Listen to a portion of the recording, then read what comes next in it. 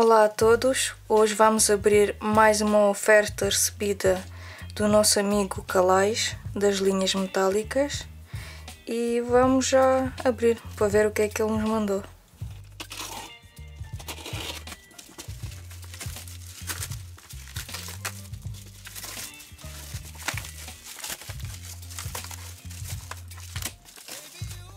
Vamos abrir aqui.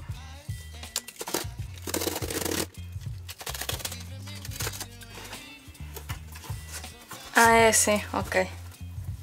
Descobri. Até tenho medo. Isto é uma linha nova que ele teve a produzir. Tem as bobinas de madeira. Vamos lá abrir para ver como é que é. Tadá! A cor Calais 118 metros, 0,48 milímetros. Diz que é feito de poliéster. E tem aqui muitas. Ixi. Meu Deus. Ai. Epá. Meu Deus. Por que era preciso tantas? Claro que vamos experimentar. Vou fazer um tutorial para experimentar estas linhas. Olha, esta é tão bonita. Vou ter que as abrir todas.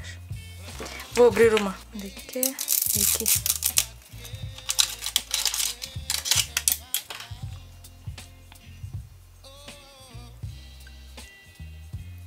Podem ver aqui a informação toda.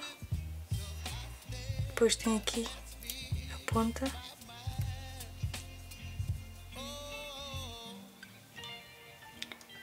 Esperem.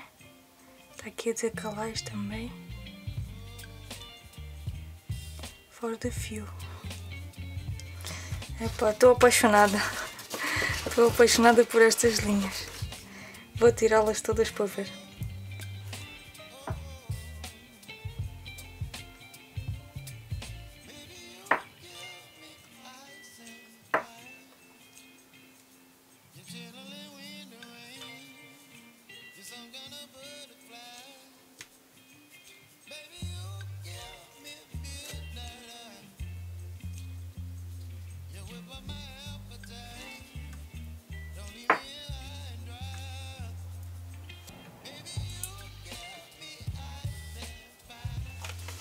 Agradeço imenso a Calais por esta oferta generosa.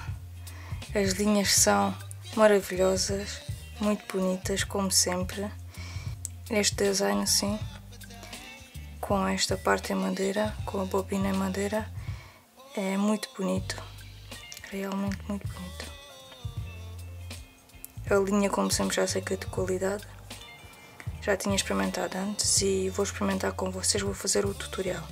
O vídeo seguinte vai ser um tutorial que estavam à espera há muito tempo e estavam a pedir esse tutorial. Espero que gostem. Já sabem que estas linhas maravilhosas vão aparecer em quase todos os meus vídeos curtos, não sabem?